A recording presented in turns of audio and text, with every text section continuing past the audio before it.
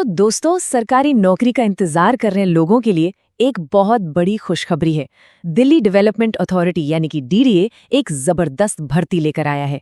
आज हम इसी के बारे में सब कुछ बिल्कुल विस्तार से जानने वाले हैं, ताकि तैयारी का जो पहला कदम है वो एकदम सही पड़े। और ये सिर्फ कोई छोटा मोटा आंकड़ा नहीं है, ये एक बहुत बड़ा मौका है।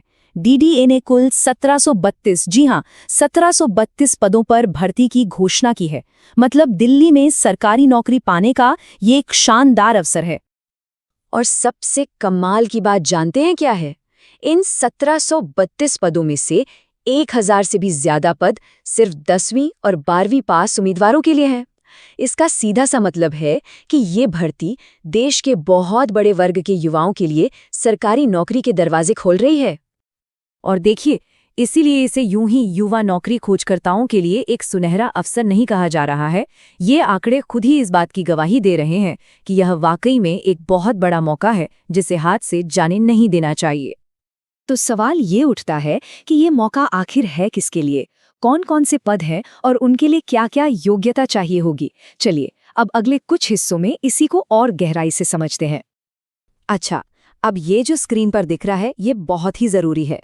यहाँ आप देख सकते हैं कि पदों को योग्यता के हिसाब से कैसे बांटा गया है। जैसे 10वीं पास वालों के लिए माली और मल्टीटास्किंग स्टाफ यानी एमटीएस के सैकड़ों पद हैं। वहीं जो लोग 12वीं पास हैं उनके लिए जेएसए, स्टेनोग्राफर और पटवारी जैसे बेहतरीन पद हैं।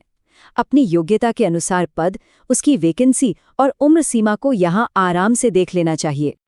लेकिन हाँ, एक बात का खास ख्याल रखना होगा। कुछ पदों के लिए सिर्फ आपकी पढ़ाई लिखाई की योग्यता ही काफ़ी नहीं है। जैसे कि जूनियर सेक्रेटेरिएट असिस्टेंट यानी जेएसए के लिए आपकी टाइपिंग स्पीड अच्छी होनी ज़रूरी है। तो वहीं स्टेनोग्राफर के पद के लिए शॉर्टहैंड और टाइपिंग दोनों में माहिर होना ज़रूरी है।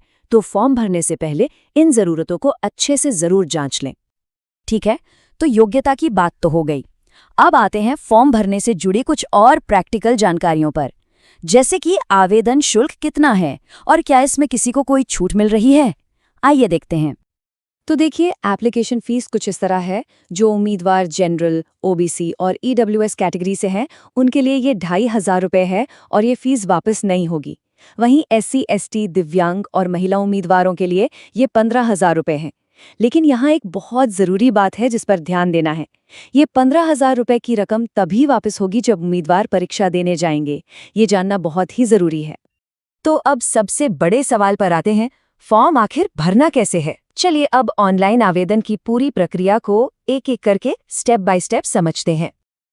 अच्छी बात यह है कि प्रोसेस को काफ़ी आसान रखा गया है। सबसे पहले डीडीए की ऑफिशियल वेबसाइट dda.gov.in पर जाना है। वहाँ जॉब सेक्शन में डायरेक्ट रिक्रूटमेंट 2025 का लिंक ढूंढना है। उसके बाद का प्रोसेस तो सीधा है। पहले खुद को रजिस्टर करें, ओटीपी से वेरीफाई करें, फिर पूरा फॉर्म भरें और आखिर में फीस जमा कर दें। बस एक सलाह है कि अपनी फ़ोटो और सिग्नेचर को बताए गए फॉर्मेट में पहले से तैयार रखें। बहुत बढ़िया। मान लीजिए कि फॉर्म सफलतापूर्वक जमा हो गया, तो इसके बाद क्या?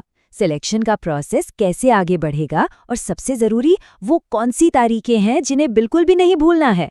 चलिए अब ये जानते हैं। इन तारीखों को तो कहीं अच्छे से नोट कर लीजिए। फॉर्म भरने की प्रक्रिया 6 अक्टूबर से शुरू होकर 5 नवंबर 2025 तक चलेगी, यानी करीब करीब 1 महीने का समय मिलेगा। और जो परीक्षा है वो दिसंबर 2025 से जनवरी 2026 के बीच होने की उम्मीद है, जिससे तैयारी के लिए एक साफ टाइमलाइन मिल जाती है। अब जरा सिलेक्शन प्रोसेस को भी समझ लेते हैं। इसका पहला और सबसे अहम पड़ाव होगा एक ऑनलाइन कंप्यूटर बेस्ड टेस्ट, जिसे सीबीटी कहते हैं। इसमें आपका प्रदर्शन कैसा रहता है, उसी से आगे का रास्ता तय होगा। कुछ पोस्ट्स के लिए, जैसा हमने पहले भी बात की थी, एक स्किल टेस्ट भी हो सकता है।